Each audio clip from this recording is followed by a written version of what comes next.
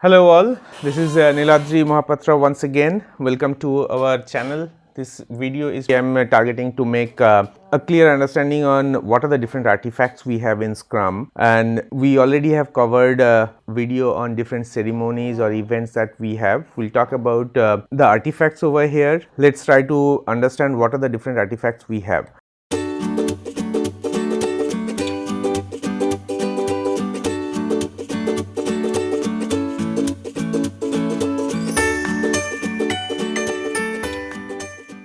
So we have primarily three artifacts: product backlog, sprint backlog and burndown chart. We'll talk about them: what is product backlog, what is sprint backlog, how you form a sprint backlog, and what is burndown chart. There are two more documents that is very important but not treated as a part of artifacts, but I will be covering them here also. Those are definition of ready and definition of done. So when we talk about artifacts, there are three artifacts: product backlog, sprint backlog and burndown chart.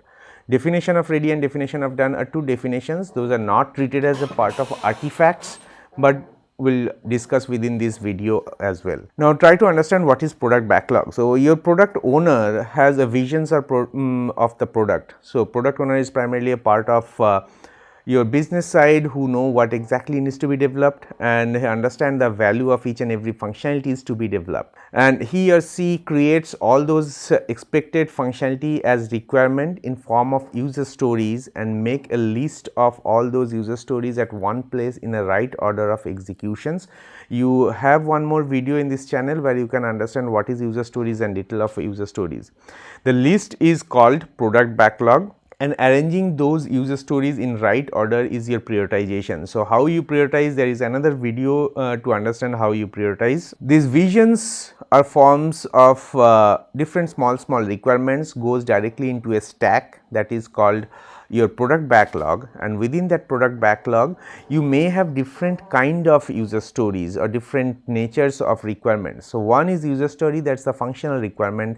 You can have technical spikes, you can have bugs or defects coming from your productions. There are categorizations of hierarchies, or there are hierarchies of requirements in form of giving a better management.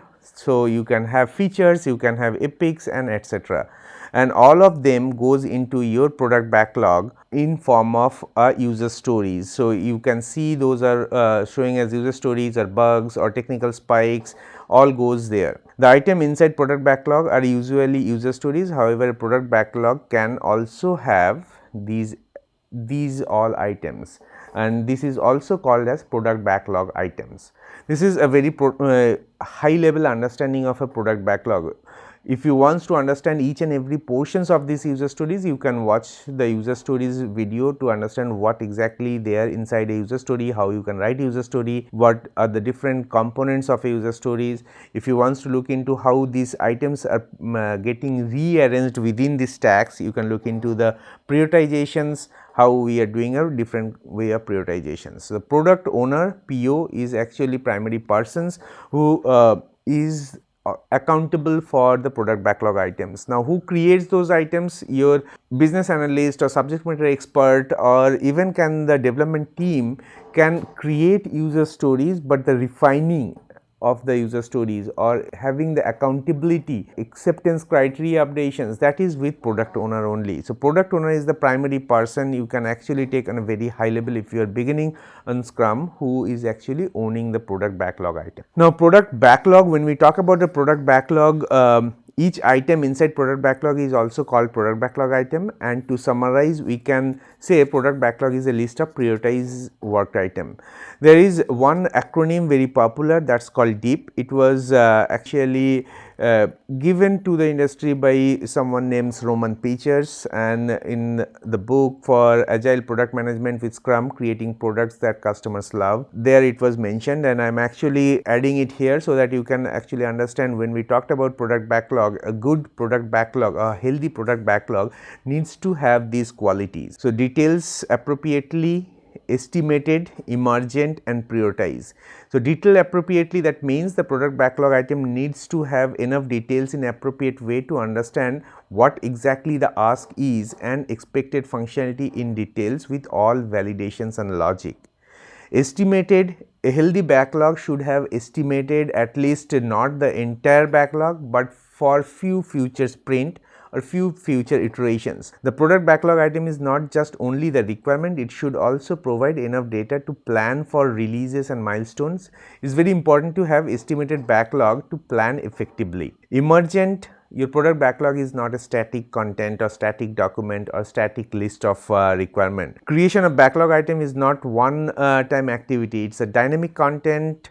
It change over time with time and knowledge. The product backlog or the product backlog item can be added, removed or reprioritized or modified based on the market needs, product owner's priority, the business trend. Everything is depends on how it can be reorganized or rearranged accordingly. Then also the priority is very important. If you have 100 items, you will be developing 100 stories, but which story you will be working on what sprint based on the priority expected and planned by the product owner or the business team is important. So, that's DEEP is a very important acronyms when we talk about a product backlog health. Now, product backlog, a typical hierarchy. If we talk about a product backlog, we talked about all these items of the product backlog, but if you see, there are few items we call the epic. Under epic we can have features, and under features we can have user stories or technical spike or bugs.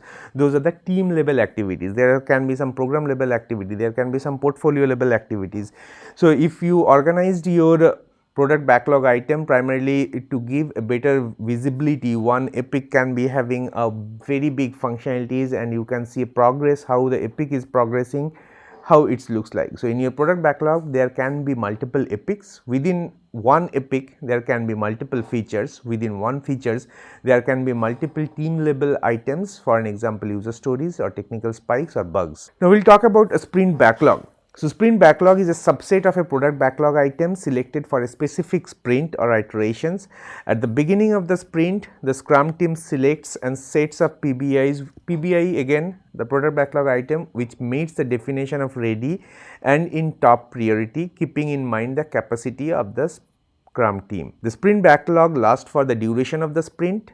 It forms on the first day of the sprint and dissolve on the last day of the sprint. So, the life of a sprint backlog is for one sprint or one iterations. Completed PBIs goes back to product backlog item with closed state, and incomplete PBIs goes back to product backlog as open state.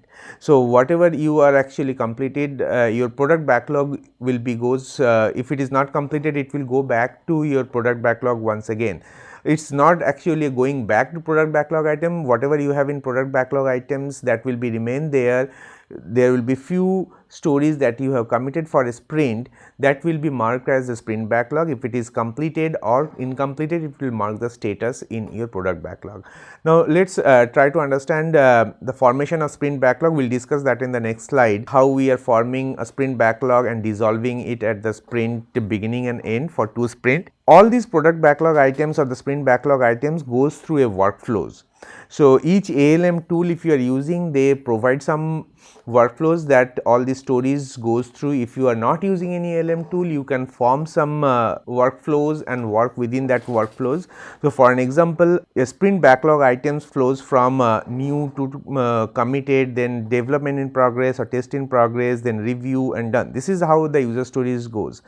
If you look into your sprint backlog, you are having 2 more items. For an example, one is subtask of that user stories, or your sprint backlog item can be bug, can be user story, can be technical spike, and each item can have 2 tasks once it comes into sprint backlog.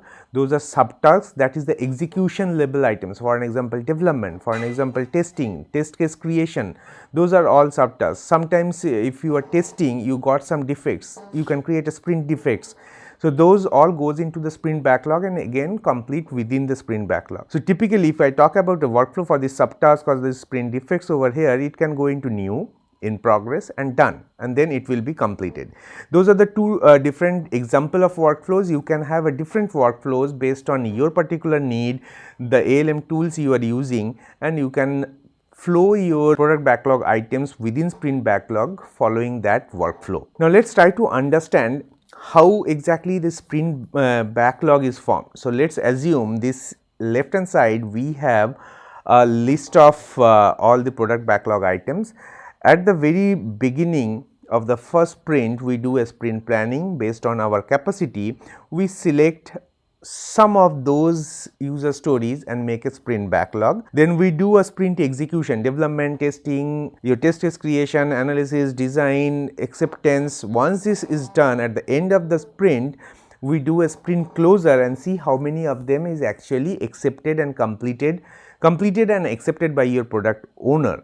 Once it is done, all the completed product backlog items goes to a release pipeline. It can immediately release or it can hold for decisions when the release is planned, but it will be marked as ready for release. So, out of these 5, if you see, we have completed 4 user stories, 1 is not completed. So, those not completed stories will be moving back to our backlog for our future work. So, one story, this is incomplete product backlog item, this one is going back to your product backlog as incomplete state. As we have already completed, this will marked as close in product backlog and will not be working on them in future. We may refer it for any different purpose, but this work is already done for these 4 stories. Once this is done, your sprint is closed, your sprint backlog, this particular sprint backlog is completed for sprint 1. Now, we will be starting our next sprint and we will be select few set of more stories from here based on the priority. So, let us assume this is now the priority I have and I will be picking all those items for the sprint backlog. So, I will be starting a new sprint, I will form a new sprint backlog, we will do development and the testing, whatever the sprint activities we need to do, and we will finally do a sprint closure. Once it is closed, we find okay, these are the 3 and 2 5 stories or different natures of product backlog items or sprint backlog items is completed. We will put it into our release pipeline, those are the completed PBIs, and then we will see okay, this is your sprint 2 durations. Whatever is not completed, I can see one red item and one green item is not completed. So, let us assume the green item is the story, red item is the technical spike. This is day 16 to 13, that is your next sprint. We will move those red and green items to our product backlog. This is how your sprint backlog forms and your sprint backlog completes or dissolves. So, you pick some stories, work on them. If it is completed, then and how exactly you treat them is completed or not completed, that will take in a different video. Just try to understand how this sprint backlog forms and dissolves. Now, similarly, in the next time we will do another sprint and we will be working accordingly. Apart from these, the product backlog, as we talked about emergent, the new ideas or new defects from those all are coming and adding into your backlog and may get prioritized according to the need of that particular new requirement. Now, we will talk about the third one, the Burndown Chart. So, I will suggest you to go to the Burndown Chart video where I have given details understanding of a Burndown Chart, that I think at 30 minutes of video. From there you can understand what exactly the Burndown Chart is and different scenarios, how it forms and how it looks like. We will talk about now the definition of ready and definition of done. So, definition of ready and definition of done, those are also called as DOR and DOD, are the checklist defined by the Scrum team before the first sprint. Primarily when you talk about starting a sprint, we sometimes say sprint 0. Many teams or many practices say there is nothing called sprint 0. I says okay, don't say it as sprint 0, you can say a discovery sprint or you can say kickoff sprint, or at least you need some time where you will be forming the initial backlog, while you forming the team composition, while forming these definitions before you start execution of the first sprint. So, those checklist, the definition of ready and definition of done. Definition of ready says okay, this is the checklist. When the team will says okay, is the story or the product backlog item is ready to start working on, that's definition of ready. When we say okay, this story we are marking as done within our sprint, is it really done? How do we say this is done? So, those are the checklist. You says okay, this is my definition of done and this is my definition of ready. Few example of your definition of ready: story must be written in as a story, that is as a kind of user I want a feature so that the benefit. Acceptance criteria must exist and understood by the team. Story has estimated by the team. Then UX sketches exist. Those are some example. You can define your own definition based on your exact need and develop it, follow it accordingly. Sample of definition of done, that X% of code coverage from unit testing, acceptance criteria is met, all regression testing of the product is moving, system level non-functional requirement example, system level performance tested and passed, software is running in the server to be defined by the team optimally in pre-production. So, I am not going through all the checkpoints, these are the sample. You can define your definition of ready and definition of done based on your particular project need, the nature of work you are doing, and also try to revise it every quarter.